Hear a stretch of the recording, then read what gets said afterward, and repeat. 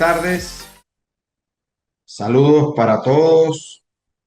Bueno, ustedes saben, soy el facilitador de la cátedra de Teoría del Delito en el marco de la especialización que se dicta a nivel de Venezuela y Ecuador a través del Instituto de Estudios Superiores de Investigación y Posgrado. Mi nombre es Sami Hamdan Suleimán. Este es el segundo encuentro.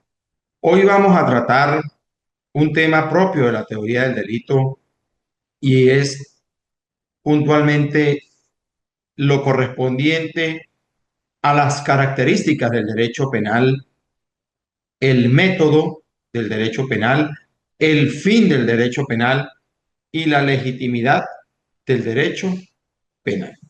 Para entrar en materia, vamos a tratar inicialmente el significado propio de las características del derecho penal. El primer elemento característico del derecho penal al que hago mención es que se trata de un derecho público.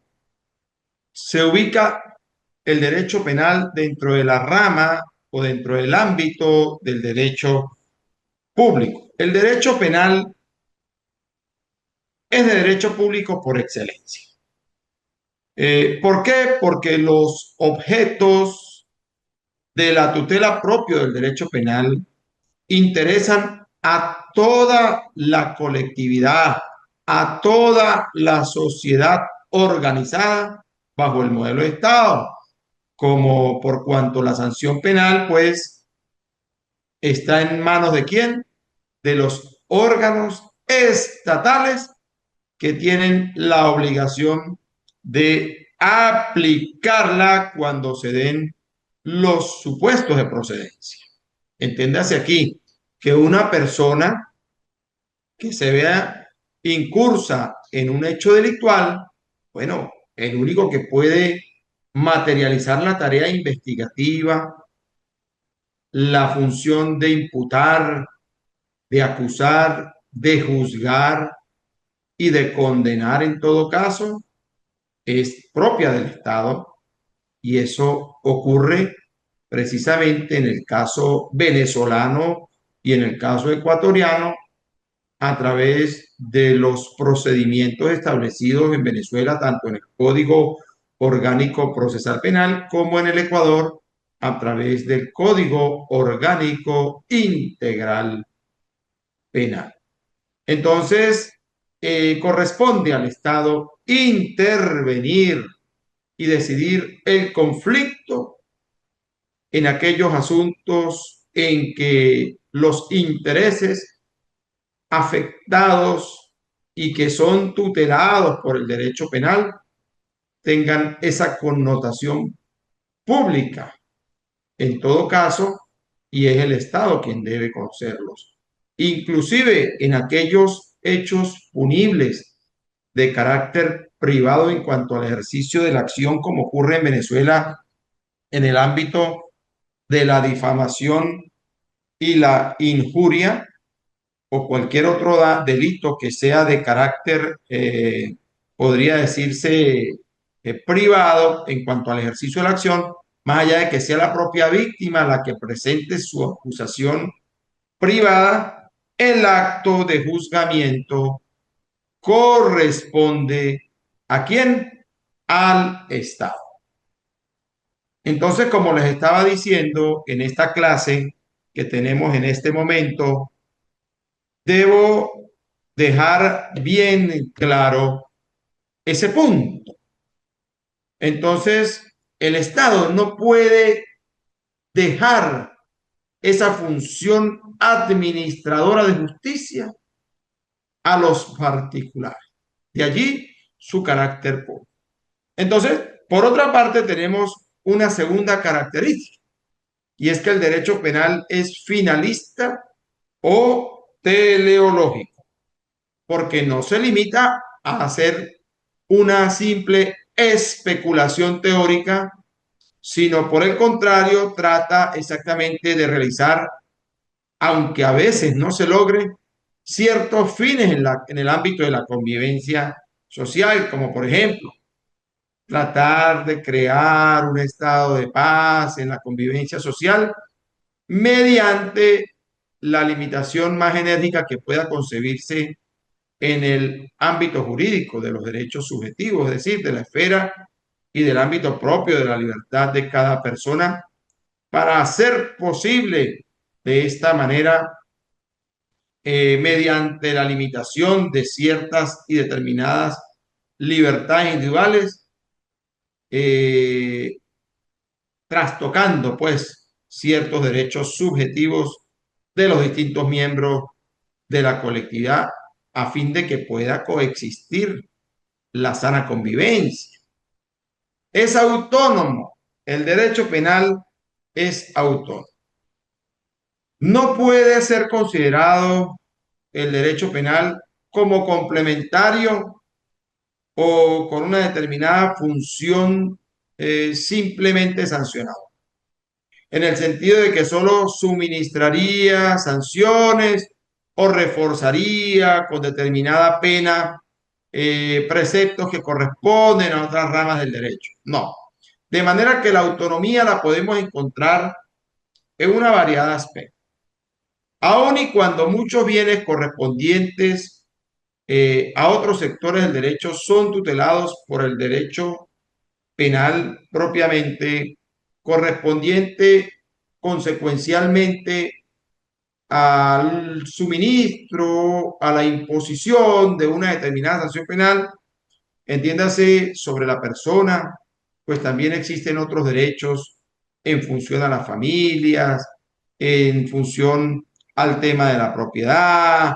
El derecho penal determina en forma autónoma e independiente cuáles son esas acciones ilícitas desde el punto de vista penal y consecuencialmente determina en modo autónomo la sanción a aplicar. Entonces, es decir, cuando el legislador exactamente en la letra propia de la ley amenaza con una pena la ejecución de determinada conducta o de acción, pues está previendo la norma penal que, como toda norma jurídica, es única e inescindible de precepto y sanción. El fundamento de ilicitud de la acción se encuentra en la misma ley penal. Mediante la pena se prohíbe la acción, mediante la pena se prohíbe una acción y la sanción se aplica por la realización de determinadas acciones en cuanto constituyen violaciones de mandatos y prohibiciones contenidas en la misma norma penal. Ejemplo, el contrabando. Ejemplo, el homicidio. Ejemplo, el hurto. Ejemplo, el robo.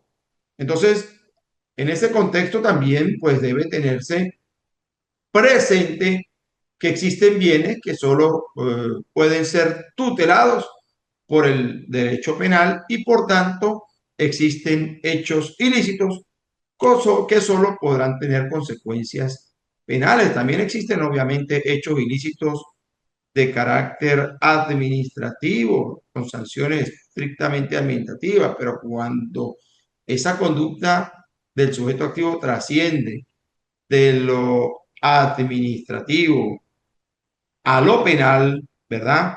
Pues obviamente eso va a tener una consecuencia penal sancionatoria con pena de prisión, como ocurre en el tema de la omisión de socorro o en el tema de los malos tratos a los animales, en fin, o en los delitos de extorsión, de secuestro, en fin.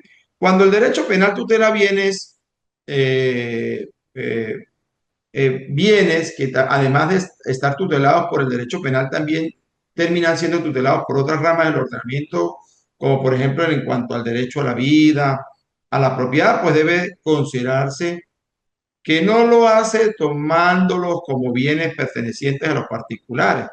Y sobre esto hay que tener bien claro que el interés particular de cada uno de los titulares de ese derecho pues no llega allí, sino como bienes desde el punto de vista social y colectivo, el interés de todos, el interés de la paz ciudadana, el bienestar colectivo, y por tanto en forma absolutamente objetiva. Pero también debe observarse que cuando el derecho penal, por ejemplo, tutela el tema de la propiedad, el honor o la honestidad, no lo hace simplemente con el ánimo de sancionar penalmente al ataque, sino que cuando protege tales bienes, lo hace no contra cualquier ataque, sino contra determinados ataques y en aspectos concretos. Es decir, la conducta del sujeto activo debe estar perfectamente adecuada al tipo penal.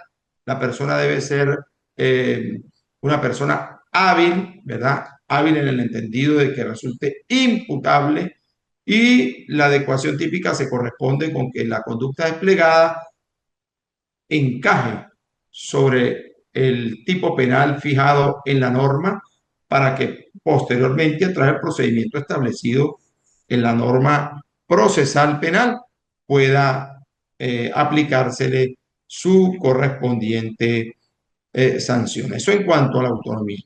Ahora, el derecho penal también es imperativo y valorativo.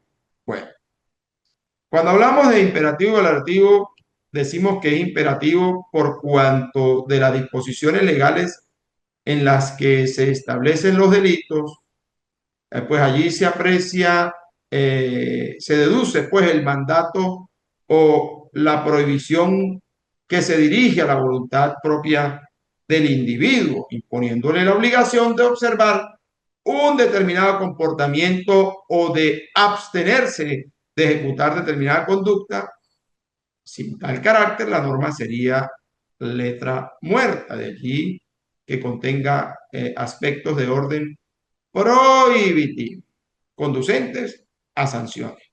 Y es valorativo porque realiza una labor de evaluación de las acciones humanas. Evalúa la norma el comportamiento humano porque se le da, si se quiere, el valor de los actos que se realizan en la vida real. O sea, el mismo acto objetivamente considerado puede tener un significado diferente, un valor diferente, de acuerdo con las circunstancias en las cuales se ha realizado. Por ejemplo, cuando una persona da muerte a otra, objetivamente una persona privada a otra persona de la vida, ¿verdad? Tenemos eso claro, pero ese acto puede tener muy diversos significados en el contexto de la realidad del hecho, de acuerdo a las circunstancias de tiempo, lugar y modo en que ha ocurrido o se ha consumado esa muerte. Puede ser un homicidio intencional simple o pudiese tratarse de un homicidio calificado, pero también pudiese ser que la persona que ha producido la muerte al otro, ¿verdad? No tenía la intención de matarla, ni siquiera de lesionarla, sino por una conducta negligente, imprudente o por un aspecto vinculado a la impericia en su profesión o arte, o porque haya dejado de observar algunas normas propias de los reglamentos u órdenes de la autoridad. Y entonces podríamos salir de la esfera de un homicidio doloso a un homicidio culposo. Pero además tenemos que tomar en consideración que en algunos casos de homicidio resulta acreditable alguna causa de justificación. Entonces, fíjense cómo cada evento desde el punto de vista normativo pudiese tener un contexto valorativo distinto. Y también debo decir que el derecho penal es garantizador. ¿Y por qué decimos que es garantizador? Porque a través del derecho penal se trata de asegurar en lo posible la integridad de los bienes jurídicos fundamentales, tanto individuales como desde el punto de vista social. La propiedad de una persona, la vida de una persona, así como imponer el orden que en el marco de nuestra propia Carta Constitucional se da a través de los órganos de seguridad ciudadana en el ámbito de la seguridad de las personas, de las bienes, de las vidas, entiéndase el artículo 55 de nuestra Carta Constitucional en Venezuela. Por ejemplo, tenemos a modo de bienes individuales la vida, la libertad, tenemos el pudor, etcétera. Bienes sociales, tenemos el orden público, la fe pública. Fíjense, hay delitos eh, donde se puede haber afectado el orden público. Por ejemplo, la instigación a la desobediencia de las leyes que alguien pretenda ejecutar para que el pueblo no acate determinado contenido normativo, pues estaríamos instigando, y allí se podría haber afectado el orden público. Entonces, hablamos ya de bienes sociales, no de afectaciones individuales, sino colectivas sociales. Bueno, también debemos decir que el derecho penal es cultural. Es una ciencia del deber ser y por lo tanto tiene que ver con un tema cultural. ¿Por qué? Porque el derecho penal estudia lo que verdaderamente ocurre en la vida práctica de quién, de las sociedades, pero vinculando obviamente esa realidad a la realización de ciertos y determinados fines propios que se estiman particularmente valiosos o necesarios. Entonces, fíjense cómo, por ejemplo, en el mundo islámico, el consumo del licor y la promiscuidad constituyen conductas de alto reproche social y con ciertas repercusiones sancionatorias en el orden penal, ¿verdad? Sin embargo, en este lado del mundo no. Entonces, tiene que ver con temas propiamente culturales. Por ejemplo, nosotros tenemos, más allá de cualquier crimen atroz, eh, prohibida la pena de muerte en nuestras cartas constitucionales. Hay sectores o hay partes del mundo donde la pena de muerte es válida. Todo gira en torno a los valores culturales y al alcance, obviamente, del bloque de convencionalidad en materia de derechos humanos para poder justificar en determinada nación la no existencia de penas crueles como es la pena de muerte, más allá de que de hecho pueda presumirse la existencia en ciertos y determinados eventos de orden carcelario. Debo indicar que por lo menos en la letra constitucional está absolutamente prohibida, por ejemplo, en Venezuela y en el Ecuador. El derecho penal es normativo porque el fenómeno delictivo puede ser estudiado desde muy variados puntos de vista. Primero se puede estudiar a través del delincuente mediante el estudio o análisis o examen y determinación de las causas, entiéndase, de factores físicos, sociales, psiquiátricos, etcétera, que pueden inducir a una persona a cometer delitos. Ya esto es un tema propio de la criminología en el ámbito del comportamiento, si se quiere, causal explicativo. También tenemos que puede estudiar el derecho penal desde el punto de vista normativo, el fenómeno delictivo, tomando en cuenta la incidencia o frecuencia con que se cometen los delitos en un determinado país, en determinadas áreas del país, en específicas épocas de determinado año. Entonces, todo tiene que ver con la estadística criminal.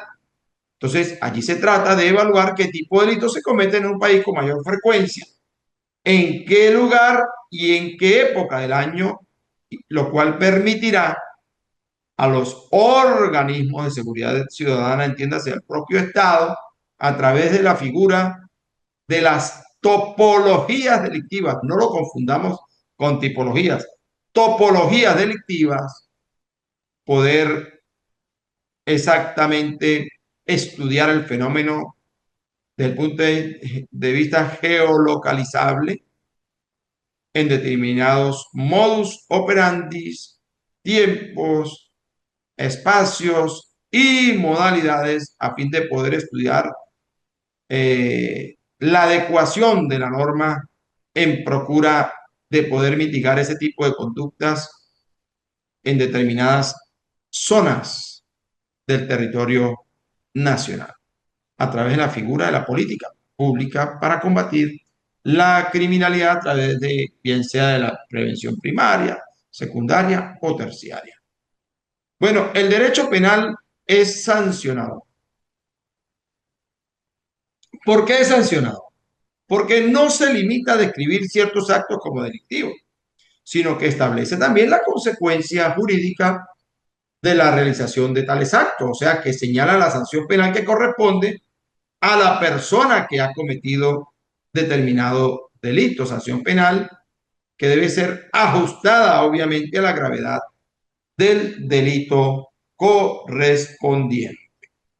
Y también debo decir que el derecho penal es regulador externo de la conducta humana, los deseos, las intenciones o los pensamientos criminales, por ardientes y vehementes que sean, mientras permanezcan en el fuero interno del sujeto activo, no constituye ningún delito y en consecuencia no generan sanciones penales o responsabilidad penal para nadie. Yo puedo desear que otra persona muera y esa persona puede morir, efectivamente puede morir, pero si esa persona no ha muerto a causa de algo que yo haya hecho o dejado de hacer, sino que me he limitado a desear que esa persona muriese, por muy ardiente que haya sido mi deseo, es más que evidente que yo no habré incurrido en el delito o en delito alguno, y menos en delito bajo la forma de tentativa o frustración, ni en el modo de imperfección, en lo absoluto, nada. Por lo tanto, no me podría ser aplicada ninguna sanción penal. Claro, cuando la intención delictiva se exterioriza, bueno, será necesario y preciso examinar esa intención a fin de precisar el grado cierto de responsabilidad penal de la persona que haya cometido o perpetrado el delito. También te debo decir que el derecho penal tiene en el ámbito característico un sistema discontinuo de ilicitudes, porque no todo acto antijurídico, ojo, es delictivo y no todo acto antijurídico determina sanciones penales. En virtud, pues, del principio de legalidad de los delitos y de las penas, los únicos actos delictivos y, por tanto, los únicos que acarrean sanción penal son los descritos o tipificados en la ley penal. En Venezuela nosotros tenemos una dispersión legislativa en materia penal, entiéndase, tenemos el Código Penal, tenemos la Ley Orgánica sobre el Derecho de las Mujeres a una Vida Libre de Violencia, tenemos la Ley sobre el Delito de Contrabando, tenemos la ley, para la ley especial para la prevención de la tortura, tratos crueles, inhumanos o degradantes, y otras muchas leyes, como la Ley Penal del Ambiente, que establecen delitos. Es decir, tiene que ser, debe estar constituido, enunciado el hecho delictivo o tipificado el delito en la norma penal. Y los únicos que acarrean sanciones de carácter penal, pues son los previstos exactamente en esos tipos, en esas leyes penales. En Venezuela tenemos dos modalidades de los delitos y la falta. Los delitos están en el libro segundo del Código Penal y las faltas están en el libro tercero del Código Penal. Sin embargo, en el Ecuador encontramos allí tanto la parte sustantiva como la parte adjetiva. Y encontramos el proceso penal y también encontramos los delitos previstos en ese Código Orgánico Integral Penal del Ecuador. El derecho penal es personalísimo, ya que en cuanto a la imposición y la aplicación de la pena, o más ampliamente dicho, la sanción penal, significa que la pena solamente debe aplicársele a quien ha cometido el delito, previo el cumplimiento de un debido proceso, siempre y cuando haya sido declarado culpable por un tribunal. Entonces, tribunal penal, entonces no puede trasladarse esa sanción a otra persona diferente. Y en segundo término, en lo que respecta a la aplicación de la sanción penal, pues implica, por ejemplo, que que la muerte de la persona que haya sido condenada a cumplir determinado tiempo de sanción de prisión, pues muerto el sujeto activo del delito, el condenado, pues se extingue la pena, aun cuando no la haya cumplido totalmente. Ese tiempo de cumplimiento pendiente no puede ser trasladada a una persona distinta. Entonces, fijémonos la importancia que tiene para el derecho penal cada una de estas características y debemos empezar a revisarla desde sus puestos de trabajo, de sus lugares, para poder tener bien claro esto. Es público, es finalista o teleológico, es autónomo, también es imperativo y valorativo, es garantizador, es cultural, es normativo, es sancionador, es regulador externo propio de la conducta humana, es un sistema de discontinuo de ilicitudes en el ámbito del derecho penal, es personalísimo y esos puntos son sumamente relevantes para quienes estudien el tema propio de la teoría del delito. Bueno, yo quiero con esto pues indicarles que el encuentro de hoy ha tenido este punto fundamental: tratar las características del derecho penal en el marco de la cátedra de la teoría del delito. Por otra parte, quisiera, pues el material está colgado en el aula, que se ocupen de revisar esta semana el fin y la legitimidad del derecho penal para poder terminar de cerrar el ciclo vinculado al módulo 1. Y ya en la próxima actividad de encuentro que tengamos, pues entrar con el módulo 2 y parte del módulo 3. Recuerden que ya las dos actividades están fijadas en el aula virtual. Allí está el material de la cátedra. Váyanlo revisando y vayan cumpliendo con cada asignación fijada allí. Con el ánimo de poder terminar el encuentro de hoy, debo también agradecer pues la presencia de ustedes en esta tarde del sábado y pedirles que no abandonemos la revisión de los materiales. Cumplamos con la asignación. Tendremos un próximo encuentro en el que, sin lugar a dudas, ahondaremos temas importantes, relevantes en el marco de la cátedra Teoría del Delito. Pero sí es necesario que ustedes ingresen al aula y que ustedes revisen el material que esté o que está allí dispuesto en cada una de las 3 unidades. Les indico, son 2 actividades, ya están fijadas, cada una tiene un 50% de valor para poder totalizar la cátedra en su calificación final. Bueno, por hoy me despido, no sin antes agradecerle a Dios y a ustedes la presencia y al Instituto de Estudios Superiores de Investigación y Posgrado.